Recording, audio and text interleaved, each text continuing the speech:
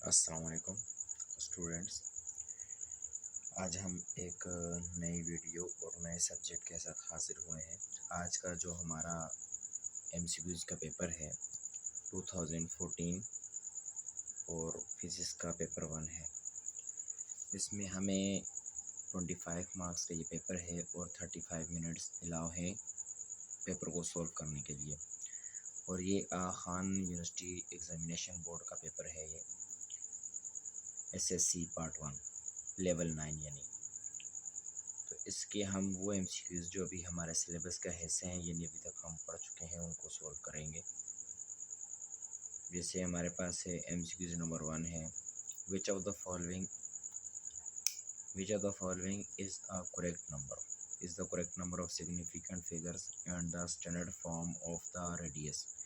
अब रेडियस हमें गिवन है 0.0340 सेंटीमीटर। ये रेडियस हमें गिवन है और इसमें यहाँ नीचे कुछ हमें ऑप्शन गिवन है। तो सबसे पहले ये बोल रहा है कि इसमें यानी आप अगर इसको समझें तो ये कह रहा है कि हमने क्या करना है, ये जो रेडियस गिवन है इसको हमने क्या करना है, इसमें स्टैंडर्ड फॉर्म में अंदर लिखना है। स्टैंडर्ड फॉर्म में लिखने के बाद हमने बताना है कि correct number of significant figures कितने हैं। तो सबसे पहले तो अगर हम इसको साइंटिफिक नोटेशन यानी स्टैंडर्ड फॉर्म में क्या करेंगे, कन्वर्ट करेंगे। तो इसके लिए मैं आपको यहाँ पे सोल्व करके दिखा देता हूँ पेज के ऊपर। तो पहले हम इसको लिख लेते हैं 0.0340 सेंटीमीटर। सेंटीमीटर तो है यूनिट है। तो ये 0.034, तो यहाँ से decimal first non zero digit के राइट, तो फर्स्ट नॉन ज़ीरो डिजिट 3 है हमारे पास, तो यहाँ से डेसिमल शिफ्ट होगा, यहाँ पर जंप करेगा। तो ये हमारे पास बन जाएगा 3.4। अगर 3.4 के बाद अगर ज़ीरो भी लिखना चाहते हैं तो लिख सकते हैं, 3.40 भी लिख सकते हैं। ठीक है, 40 आ जाएगा। और पॉइंट के बाद ज़ीरो की वैल्यू होती है, सिग्निफिकेंट फिगर में शामिल होते हैं वो। अब कितने डिजिट हमने शिफ्ट किया, ये 2 डिजिट, 0 और 3। तो एक्सपोनेंट में क्या आएगा, 2। अब चूंकि हमने लेफ़्ट से राइट की जानिब शिफ्ट किया है, लेफ़्ट टू राइट जानिब शिफ्ट किया है, तो एक्सपोनेंट -2 आएगा। अब जब ये कन्वर्ट कर लेंगे है तो सेंटीमीटर यूनिट जो एज इट इज़ आएगा, इसमें तो कोई फ़र्क नहीं पड़ता। सिर्फ इसमें हमने क्या किया कि ऑर्डिनरी नोटेशन को स्टैंडर्ड फॉर्म में क्या किया, कन्वर्ट किया। अब हमें मालूम है कि साइंटिफिक नोटेशन के अंदर ये एक्सपोनेंट में से हम सिग्निफिकेंट फिगर नहीं देखते। हम जो सिग्निफिकेंट फिगर देखते हैं वो हमारा डेसिमल पार्ट हमें क्या होता है, देता है कि सिग्निफिकेंट फिगर्स कितने हैं। तो 1 2 3 पॉइंट है, पॉइंट के बाद अगर ज़ीरो भी होगा, पॉइंट के बाद डेसिमल फ्रैक्शन में अगर ज़ीरो डेसिमल के बाद आएगा तो वो सिग्निफिकेंट में शुमार होता है। 1 2 3, 1 ये 2 ये 3। तो कितने सिग्निफिकेंट फिगर हैं, 3 सिग्निफिकेंट फिगर्स हैं। और लिखा कैसे जाएगा इसको, 3.40 एक्सपोनेंट -2। तो ये हमारा क्या होना चाहिए, आंसर होना चाहिए। तो अब हम देखते हैं कि गिवन ऑप्शन में हमें क्या क्या गिवन है। तो यहाँ पर ये कह रहा है कि एक पहला जो इसने लिखा है 3.4 एक्सपोनेंट -3, और 3 क्या है इसके साइंटिफिक नोटेशन है। और दूसरा है 3.40 एक्सपोनेंट -2 और सेंटीमीटर में। चौथा तीसरा ऑप्शन इसका है कि 4 सिग्निफिकेंट फिगर होंगे जब क्या लिखेंगे, 3.4 एक्सपोनेंट -3 और 3.4 एक्सपोनेंट -2, तो 4 सिग्निफिकेंट फिगर्स हैं। ये तो नंबर ऑफ सिग्निफिकेंट फिगर्स हैं और साइंटिफिक नोटेशन है। तो हम अगर देखते हैं अपने आंसर को, तो हमारा आंसर क्या आया था, 3.40। तो 3.40 किस में आ रहा है, ऑप्शन नंबर बी में आ रहा है। और कितने इसमें सिग्निफिकेंट फिगर्स की तादाद कितनी है, 3 है। और दूसरा कि एक्सपोनेंट को अगर आप देखें तो एक्सपोनेंट क्या लिखा हुआ है, -2 लिखा हुआ है। अब आप बोलेंगे सर पॉइंट के बाद जो 4 के बाद 0 है उसको नहीं लिखते, हम छोड़ देते हैं। चलो नहीं लिखते, छोड़ देते हैं। तो फिर भी कितना होना चाहिए, एक्सपोनेंट -2 होना चाहिए। तो चलो इसमें एक्सपोनेंट -2 आ रहा है, एक्सपोनेंट -2 इसमें सिर्फ आ रहा है, इसमें और इसमें मैच नहीं कर रहा।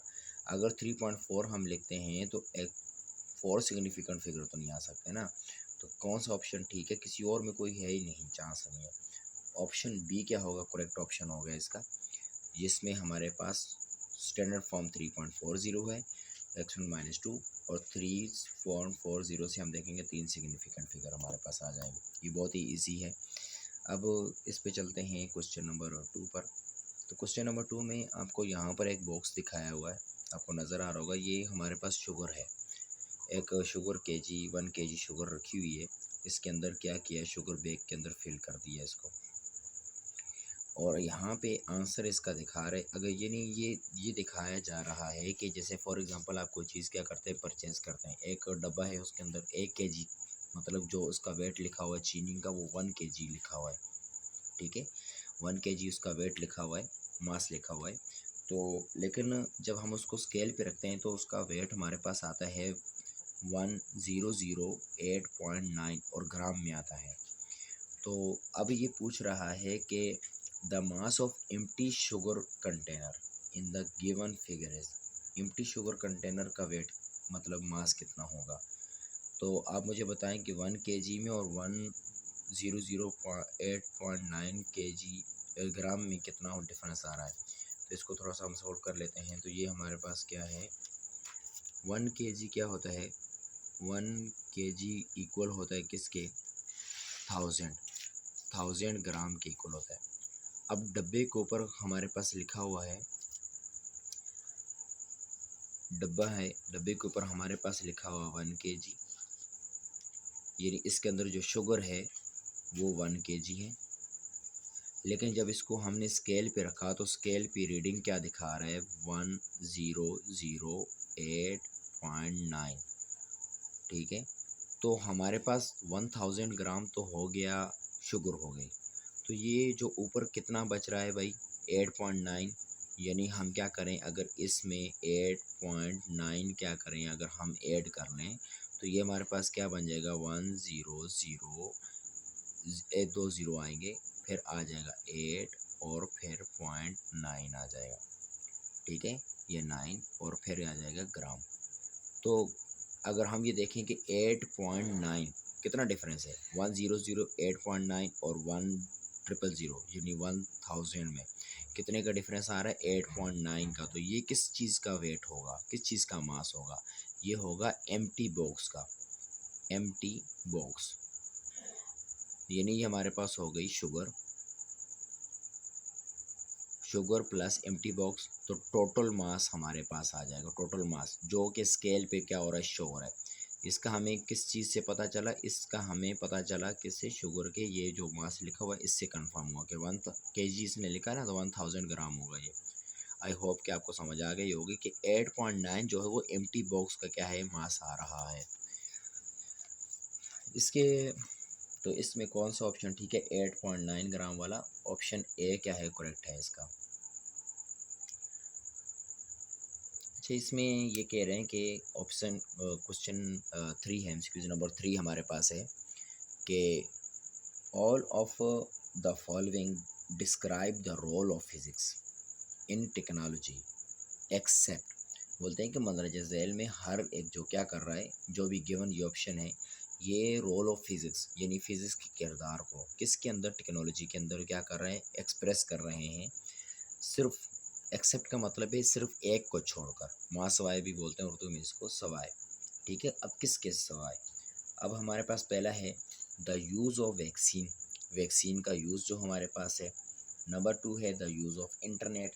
नंबर 3 है the use of electronics, electronics. और नंबर 4 है the use of measuring instrument. अब इसमें से जो 4 ऑप्शन इन्होंने गिवन हैं, उनमें से कुछ ऑप्शन तो ऐसे हैं कि हमें देख के समझ आ जाती है कि ये फिज़िक्स का क्या कंट्रीब्यूशन है। जैसे कि ऑप्शन बी में हमें ये कह रहा है, ऑप्शन बी के अंदर ये जो हमें कह रहा है the use of measuring instrument. तो मेजरिंग इंस्ट्रूमेंट तो हम हमारा चैप्टर है, उसके अंदर हम मेजरिंग इंस्ट्रूमेंट पढ़ते हैं, जैसे वर्नियर कैलिपर, स्क्रू गेज वगैरह पढ़ते हैं। अच्छा, दूसरा है the use of electronics, electronics का यूज़। अब इलेक्ट्रॉनिक्स का यूज़ जैसे कि लैपटॉप हो गया, मोबाइल हो गया, या कोई और दूसरे इलेक्ट्रॉनिक आइटम जो होते हैं, तो उनके अंदर जो सर्किट बनता है, जैसे रजिस्टर लगा हुआ है, कैपेसिटर लगा हुआ है और इंडक्टर लगा हुआ है, और भी बहुत सारे जो इलेक्ट्रॉनिक इक्विपमेंट लगे हुए हैं, तो उनको कौन डिस्क्राइब करता है, इलेक्ट्रॉनिक्स क्या करता है, इलेक्ट्रॉनिक्स फिजिक्स की खुद की ब्रांच ही है, इलेक्ट्रॉनिक फिजिक्स की ब्रांच का भी नाम है। अब आ जाते हैं the use of internet, internet का यूज़। तो इंटरनेट का यूज़ जो हमारे पास है वो किसके अंदर आता है, वो साइंस के अंदर ही आता है। तो फिज़िक्स क्या है उसको मतलब डील करेगा या नहीं करेगा, फिज़िक्स किस तरह डील करता है इस चीज़ को, अगर हम ये देखें फिज़िक्स तो इसको डील करेगा, लाजमी तौर पे डील करेगा। कैसे डील करेगा कि जो हमारे पास इंटरनेट के अंदर जो डेटा जैसे हमारे पास होता है, कोडिंग हमारे पास आती है, तो कोडिंग में हमारे पास बाइनरी कोडिंग हो रही होती है या उसके अंदर जितना भी मतलब काम हो रहा होता है कोडिंग और डिकोडिंग का काम, वो सारा क्या हो रहा होता है इंटरनेट का। अब यूज़ ऑफ वैक्सीन, वैक्सीन का यूज़, तो वैक्सीन का यूज़ फिज़िक्स में आएगा, वैक्सीन का यूज़ तो फिज़िक्स में नहीं आएगा। ये किसकी ब्रांच है हमारे पास, ये बायो की ब्रांच है। तो पहला ऑप्शन हमारे पास क्या है, बायो की ब्रांच है। ये वैक्सीन का जो हमारे पास ऑप्शन आ रहा है, the use of vaccine, vaccine को यूज़, अब वैक्सीन कौन सी यूज़ करनी है, कब यूज़ करनी है, कौन सी बीमारी में, कौन सी डिजीज़ के अंदर वैक्सीन कौन सा यूज़ करना है, तो ये हमारे पास किसके अंदर आएगा, बायो की ब्रांच है, बायोलॉजी की ब्रांच है। ठीक है, तो ऑप्शन ए क्या होगा इसका ठीक होगा, बाकी तीनों क्या हैं फिजिक्स के रिलेटेड है। अच्छा, question number numerical number 4 MCQs है। When an object of mass 2 kg, एक जब मास ऑब्जेक्ट है जिसका मास 2 kg है, is dropped from 125 metre high building, और उसको 125 मीटर ऊंची बिल्डिंग से गिराया जाता है, ड्रॉप किया जाता है। Then it will reach the ground in, अब वो ग्राउंड में कितनी देर में पहुंचेगा, और यहाँ पे जी की वैल्यू इसने बता दी कि जी की वैल्यू कितनी लेनी है, आपने 10 मीटर पर सेकंड स्क्वायर लेनी है। और ऑप्शन में अगर हम देखें तो 5 सेकंड, 10 सेकंड, 20 सेकंड, 40 सेकंड ये गिवन बता रहा है। इसका मतलब है कि ये टाइम पूछ रहा है हमसे, टाइम क्या है रिक्वायर्ड है। तो इसको हमने न्यूमेरिकल के तौर पे सॉल्व करना है, ये हमारा न्यूमेरिकल है। ठीक है, इसके लिए हम इसका डेटा लिख लेते हैं। एमसीक्यूज नंबर क्या है, 4 है, एमसीक्यूज नंबर 4 है। इसमें हमारे पास जो बिल्डिंग है, बिल्डिंग की हाइट जो ये बता रहा है कि कितनी हाइट है बिल्डिंग की, 125 मीटर। तो यहाँ पर 125 जो इसकी मीटर क्या आ रही है, इसकी हाइट आ रही है। ठीक है, तो इसको तो हम ले लेंगे एच ले लेंगे, ये हाइट हमारे पास आ गई। जब यहाँ से ऑब्जेक्ट को गिराया होगा तो उसकी इनिशियल वेलोसिटी क्या रही होगी, ज़ीरो रही होगी, इनिशियल वेलोसिटी ज़ीरो रही होगी, और फाइनल वेलोसिटी यहाँ पर पहुँचकर ज़ीरो हो जाएगी। फाइनल वेलोसिटी कुछ ना कुछ होगी, लेकिन बिफोर टचिंग द ग्राउंड अगर हम बात करते हैं तो वो कुछ होगी है, हमें इसकी ज़रूरत पड़ेगी भी नहीं। ठीक है, और टाइम कितना लगना है, टाइम हमने क्या करना है, मालूम करके बताना है कि टाइम कितना लगेगा। अच्छा, ये इसमें एक कंफ्यूज करने के लिए दे दिया कि जो ऑब्जेक्ट का जो हमारे पास मास है वो 2 kg है। तो मास 2 kg हो, 3 kg हो, उससे कोई फ़र्क नहीं पड़ता, चाहे वो जितने kg का भी मास हो। ज़मीन पर पहुंचने के लिए वो एक ही जैसा टाइम लगेगा, क्योंकि gravitational acceleration near the surface of earth तकरीबन अप्रोक्सीमेट क्या होता है, कांस्टेंट होता है, जो 9.8 होता है। अब इसमें डेटा में हमारे क्या गिवन है, वी आई क्या है, ज़ीरो है, और एच हमारे पास 125 मीटर है, और टी हमने क्या करना है, मालूम करना है। ग्रेविटेशनल एक्सेलरेशन की अगर बात करते हैं तो सिंप्लिसिटी इसने हमें बता दिया यहाँ पर कि ग्रेविटेशनल एक्सेलरेशन की वैल्यू क्या ले लें, 10 ले लें आप, तो ये 10 मीटर पर सेकंड स्क्वायर ले लेंगे। और हमने टी क्या करना है, अब वो इक्वेशन हम यूज़ करेंगे जिसके अंदर एच, वी आई और जी आ रहा होगा। ठीक है, तो हमारे पास किस इक्वेशन के अंदर आता है, मेरे ख्याल में आई थिंक हमारे पास सेकंड इक्वेशन आती है। सेकंड इक्वेशन को अगर हम लिखते हैं तो s equal to v i t plus half g t square. तो यहाँ पे एस नहीं लिखते, उस वक्त हम यहाँ पर एच लिखते हैं, क्योंकि डिस्टेंस होता है तो डिस्टेंस हम यहाँ पे डिस्टेंस को हाइट की फॉर्म में ले रहे होते हैं। तो एच हमारे पास 125 है, वी आई क्या है, ज़ीरो। तो वी आई जब हम ज़ीरो पुट करेंगे तो मल्टीप्लाई बाय टी की वैल्यू वी क्या हो जाएगी, ज़ीरो तो है, टी लिख लेंगे 1/2, और जी की वैल्यू क्या हो जाएगी 10, और टी का क्या हो जाएगा, स्क्वायर हो जाएगा। तो 125 यहाँ पर ये ज़ीरो मल्टीप्लाई बाय टी, तो ये पूरा ज़ीरो, इसको लिखने की नीड नहीं है। तो 2 से ये कैंसिल होकर 10 को कैंसिल करेगा 5, तो यहाँ पर बच गया 5t²।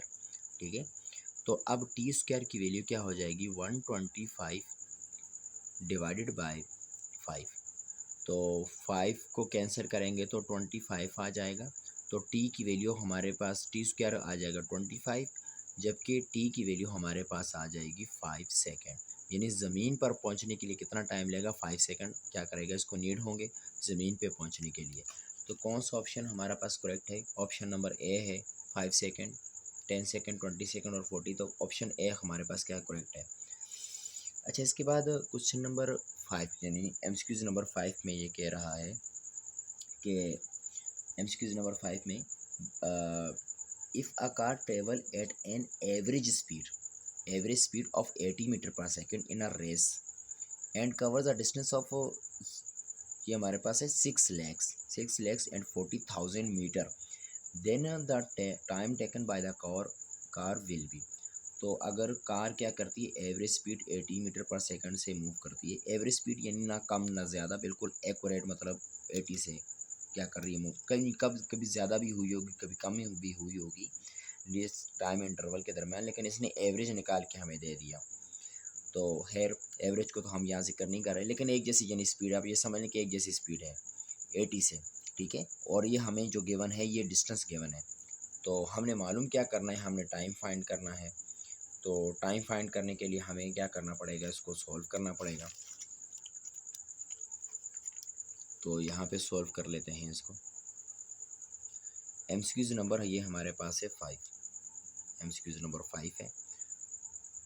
तो कह रहे हैं कि जो एवरेज स्पीड v है, एवरेज स्पीड को v लिख लेंगे 80 मीटर पर सेकेंड, और जो हमें डिस्टेंस गिवन है, डिस्टेंस गिवन है 6,40,000 मीटर का, और टाइम क्या करना है, टाइम रिक्वायर्ड है हमसे। तो हमारे पास फार्मूला क्या होता है, v is equal to s over t, यानी डिस्प्लेसमेंट अपॉन टाइम। तो अब इसमें टाइम को अगर हम ले लेते हैं तो टाइम किसकी इक्वल हो जाएगा, टाइम यहाँ पे डिवाइड और यहाँ पे जाके क्या हो जाएगा, मल्टीप्लाई। तो टाइम यहाँ पर आ जाएगा, जबकि v यहाँ पे मल्टीप्लाई हो रहा था, यहाँ पे आके डिवाइड में, यानी ये इसको जगह चला जाएगा, इसकी जगह रिप्लेस हो जाएगा, तो s डिवाइडेड बाई क्या हो जाएगा, v। अब s हमारे पास है 6 4 डबल कितने ज़ीरो, 4 ज़ीरो, 1 2 3 4, और नीचे आ जाएगा 80, v 80 है। तो पहले सबसे पहले तो एक सिफर से एक सिफर कैंसिल हो जाएगा, और 8 को हम मल्टीप्लाई करेंगे 8 से, तो हमारे पास क्या आता है, 64 आता है। और ये कितने सिफर, 1 2 3, तो ये 1 2 और ये 3, ठीक है, ये कैंसिल हो गया यहाँ पे 800। तो t हमारे पास आ जाएगा 8000, यानी 8 के साथ 3, तो ये आ जाएगा सेकंड में, ठीक है। इतना टाइम यानी उसको लगा होगा, अगर इस स्पीड से वो जाएगा 80 की स्पीड से, वो अगर कार जो भी ऑब्जेक्ट है वो मूव करेगा, तो उसको इतना डिस्प्लेसमेंट या डिस्टेंस कवर करने के लिए जो टाइम लगेगा वो 8000 सेकंड लगेगा। सेकंड में बताना है, सही यूनिट सेकंड है। तो अब इसमें देखते हैं कि कौन सा हमारा आंसर करेक्ट है। तो ऑप्शन बी में ये कह रहा है 8000 सेकंड, 8000 सेकंड, तो ये हमारा क्या है, करेक्ट ऑप्शन है इसका।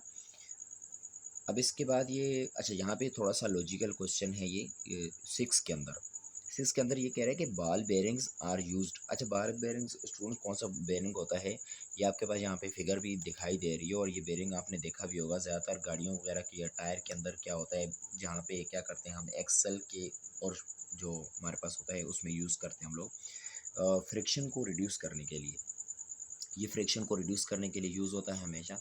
और वो इसको बॉल बेरिंग इसलिए कहते हैं कि इसका जो कॉन्टैक्ट एरिया होता है वो इंतहाई कम होता है। वो किस लिए, कैसे कम होता है कि इसके ये दो जो हमारे पास क्या होते हैं, एरिया होते हैं, जैसे अंदर भी एक हमारे पास सिलेंडर है, और आउटर सिलेंडर और इनर सिलेंडर, आउटर और इनर सिलेंडर के दरमियान ये छोटी छोटी बॉल्स होती हैं, सफ़ेयर्स होते हैं, ये सॉलिड सफ़ेयर्स होते हैं, ये उसके आयरन के ही होते हैं। और इन बॉल्स को जब अगर हम बॉल को देखें, बॉल को आप किसी भी प्लेन सरफेस पे जब आप रखें उसको, तो उसका जो एरिया कांटेक्ट में आएगा, यानी जो नीचे एरिया कांटेक्ट में आएगा, बिल्कुल कर्व होने की वजह से जो सरफेस के साथ कांटेक्ट में एरिया आता है वो इंतहाई कम आता है। जबकि अगर जिस तरह ये लैपटॉप मैंने रखा हुआ है, टैबलेट रखा हुआ है, तो इसका एरिया ऑफ कॉन्टैक्ट क्या है, ज़्यादा है, ठीक है। क्यों ज़्यादा है, क्योंकि ये प्लेन है, तो इसका एरिया ऑफ कॉन्टैक्ट क्या है, ज़्यादा है, ठीक है। तो एरिया ऑफ कॉन्टैक्ट कम होने की वजह से हम क्या करते हैं, इसको यूज़ करते हैं। अब साइज़ पे, तो अभी यहाँ पे कैसे इन्होंने बोला है कि क्यों हम यूज़ करते हैं, ball bearings are used in variety of light and heavy machineries. Light कहते हैं मतलब हल्की जो मशीनें होती हैं, और हैवी मतलब भारी मशीनें, मशीनरीज के अंदर यूज़ करते हैं, because they have small size होता है। बॉल बेरिंग का साइज़ स्मॉल होता है, ये तो नहीं, कभी उसका लार्ज साइज़ भी होता है। उसका मास कम होता है स्मॉल मास नहीं, मास कम होने या ज़्यादा होने। और शेप की वजह से नहीं, बिल्कुल शेप की वजह से नहीं करते। Area in contact, small area in contact, area जो कॉन्टैक्ट में आएगा, जैसे टायर है तो टायर अगर वही टायर पंचर हो जाए जिसमें हवा निकल जाए तो गाड़ी का चलना मुश्किल हो जाए, क्योंकि एरिया कॉन्टैक्ट बढ़ जाता है। तो अगर जैसे हमारे पास टायर है गाड़ी का बिल्कुल ठीक, तो उसका एरिया ऑफ कॉन्टैक्ट कर्व होने की वजह से ज़मीन के साथ जो एरिया ऑफ कॉन्टैक्ट आता है वो बहुत कम आता है, इसलिए वो स्मूथली क्या करती है, मूव कर सकती है, आसानी से मूव कर सकती है। तो एरिया ऑफ कॉन्टैक्ट डी इसका आंसर होगा। इसके बाद हमारे पास 7 है, an object is moving with uniform speed in a circle. एक ऑब्जेक्ट है वो यूनिफॉर्म स्पीड के साथ क्या कर रहा है, मूव कर रहा है सर्कल में, यानी सर्कुलर मोशन हो रही है। If the radius of path is double, अगर रेडियस को हम क्या कर लें, डबल कर लें, यानी उस सर्कुलर पाथ के रेडियस को हम क्या कर लें, डबल कर लें, then the container, then the centripetal force, centripetal force का ये जिक्र कर रहा है, सेंट्रीपिटल फोर्स क्या होगी भाई, then the centripetal force will be, तो रेडियस को क्या करना है, डबल करना है। तो पहले हम ये देखते हैं कि सेंट्रीपिटल फोर्स का फार्मूला क्या होता है। तो सेंट्रीपिटल फोर्स का फार्मूला,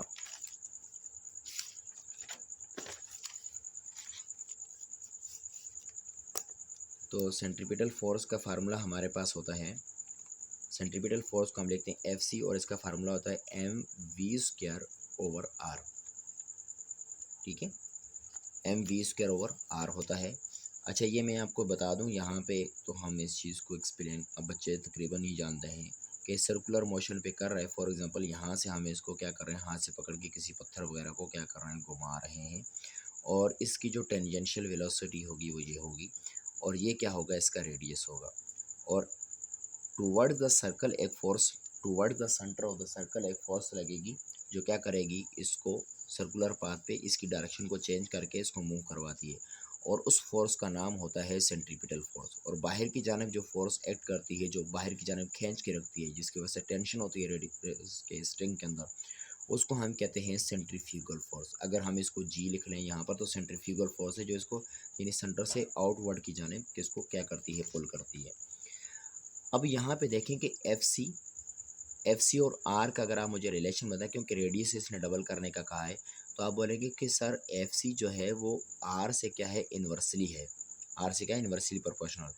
तो अगर हम आर को क्या करेंगे, डबल करेंगे, यानी आर अगर बढ़ेगा, यानी अगर आर बढ़ेगा तो एफ सी क्या होगा, कम होगा। तो आर को इसने कर दिया, इसने आर को कर दिया डबल, आर को इसने डबल कर दिया। अगर ये डबल हो जाएगा, यहाँ पे 1/2 अगर हम लिख लेंगे तो ये क्या हो जाएगा, हाफ हो जाएगा। क्या हो जाएगा ये, तो उस वक़्त एफ सी की वैल्यू क्या हो जाएगी, एफ सी वैल्यू डिक्रीज़ हो जाएगी, और ये क्या हो जाएगी, हाफ हो जाएगी, यानी आधी हो जाएगी। अब इसको प्रूव करने के लिए यहाँ पर हम लिख लेते हैं f c is equal to f c dash. ठीक है, कितना मतलब इफेक्ट आ रहा है, पहले तो एफ सी ये हमारे पास था, अब इफेक्ट क्या आएगा इस पर, तो आर की जगह हम क्या लिख लेंगे, 2r लिख लेंगे, डबल कर लेंगे, तो ये M we square over 2r। ठीक है, तो 2 को बाहर अगर हम लिख लेंगे 1/2, तो ये आ जाएगा M we square over R. तो ये हमारे पास M we square over R क्या चीज़ है, ये है 1/2, और ये एफ सी है। तो एफ सी डैश और एफ सी के दरमियान क्या रिलेशन आया भाई, पहले जो फोर्स थी उसका अभी क्या करो, हाफ करो, उसका क्या करो, हाफ करो, उसको हाफ करो, और जो हमारे पास नया आंसर आएगा वो क्या होगी, नई फोर्स होगी। तो पहले अगर फॉर एग्जांपल हमारे पास फोर्स आ रही थी 10 न्यूटन, 10 न्यूटन पहले हमारे पास फोर्स आ रही थी, तो अभी वो हाफ करो, उसको हाफ करने के बाद वो कितनी बच जाएगी, हाफ करने के बाद यानी 2 से डिवाइड करो तो 5 न्यूटन बच जाएगी। तो अब मुझे बताओ कि 10 न्यूटन और 5 न्यूटन के दरमियान रिलेशन क्या है, तो यहाँ से क्या हो रही है, ये हाफ हो रही है, यानी आधी हो रही है, ये कम हो रही है, उसका हाफ रह जा रहा है। ठीक है, तो ये हमारे पास रिलेशन है, तो ये हमारा क्या होगा, आंसर होगा, क्योंकि डबल करने पर हाफ हो जाएगा। तो अगर हम रेडियस को डबल करेंगे, then the centripetal force will reduce to half, become double, remain the same, reduce 4 time. तो रिड्यूस टू हाफ, हाफ वाला क्या होगा, ऑप्शन क्या है, करेक्ट है। अच्छा, जो न्यूमेरिकल ये एमसीक्यूज नंबर 8 है, ये भी साइंटिफिक रीज़न ही है, मतलब ये थोड़ा लॉजिकल क्वेश्चन पूछा जा रहा है, साइंटिफिक रीज़न नहीं बनती है, लॉजिकल क्वेश्चन हमारे पास आ रहा है। बोलते हैं two spheres A and B, दो स्फीयर्स हैं ए और B, are drop from the same height, उनको सेम हाइट से क्या किया जाता है, ड्रॉप किया जाता है, यानी एक ही जगह से उनको ड्रॉप किया जाता है। बिल्डिंग सेम बिल्डिंग है, उससे उसको इसको क्या किया जाता है, ड्रॉप किया जाता है। If sphere B has mass 3 times greater than sphere A, यानी जो स्फेयर बी का मास है वो 3 गुना है किसके मुकाबले में भाई, एज़ कम्पेयर टू सफ़ियर ए के मुकाबले में। यानी मास बी क्या है, यानी जो बी ऑब्जेक्ट है वो ज़्यादा है, बड़ा है, उसका मास ज़्यादा है। Then which of the following statement correctly describe this situation, तो इसमें से कौन सी सिचुएशन क्या करेगी, मतलब ठीक तरीके से डिस्क्राइब कर रही है, बयान कर रही है इस सिचुएशन को। अब इसमें डिफरेंट सिचुएशन इसने दी है कि सफ़ियर बी फाज फास्टर।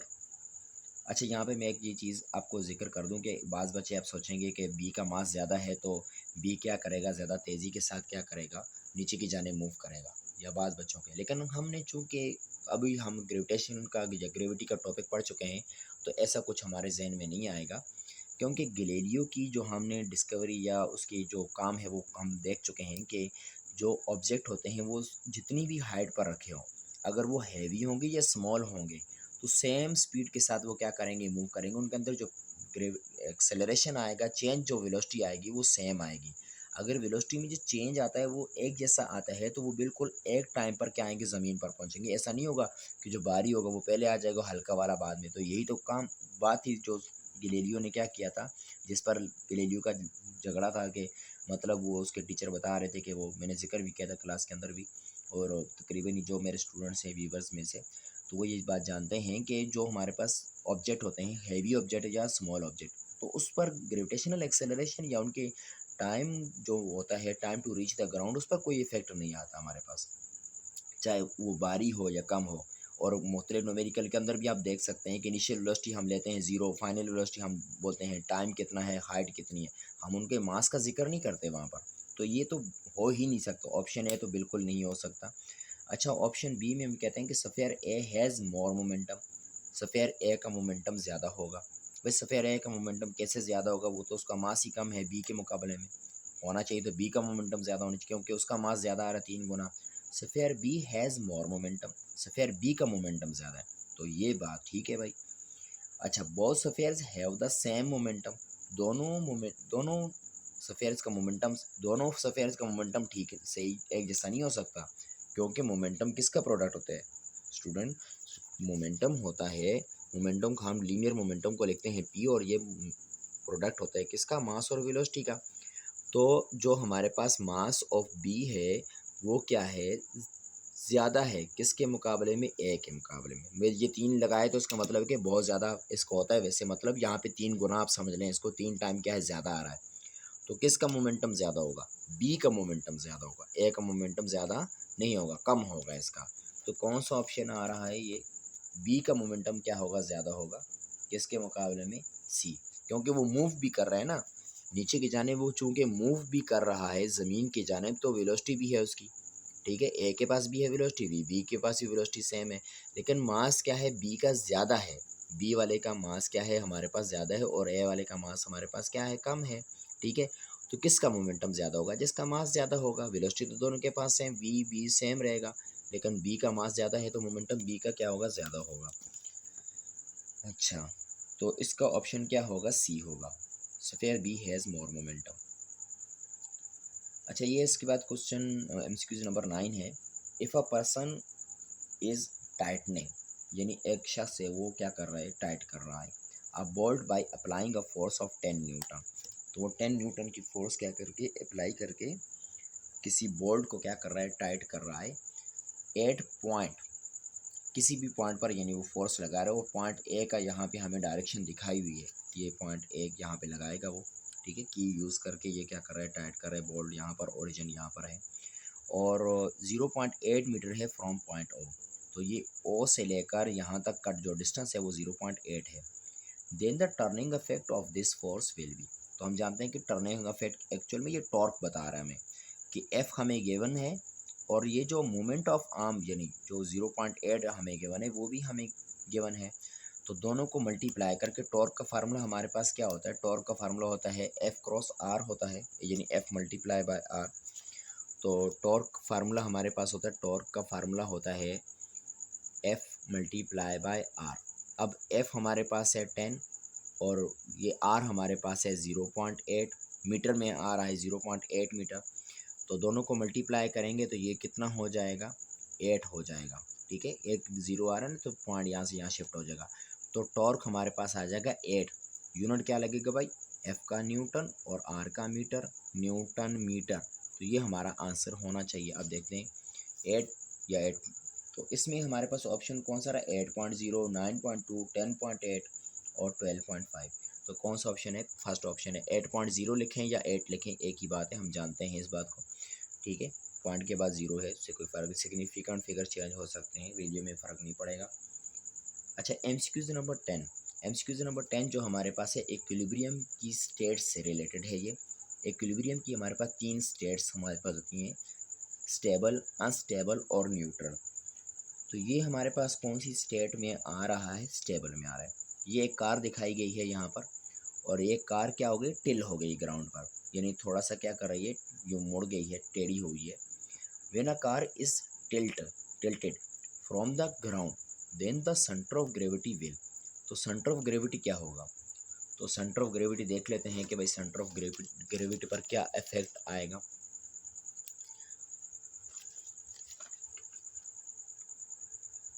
ये हमारे पास फॉर एग्जांपल कार का जो बेस है वो हम देख लेते हैं।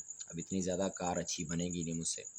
ठीक है, ये सामने से नज़र आ रहा है, ये टायर यानी नज़र नहीं आ रहा है हमें, ये यूँ हमें सामने का बोनट नज़र आ रहा है, और ये रोड पे यूँ खड़ी है यानी। तो ये इसका रहा सेंटर ऑफ ग्रेविटी, यहाँ पे सेंटर ऑफ ग्रेविटी रहा।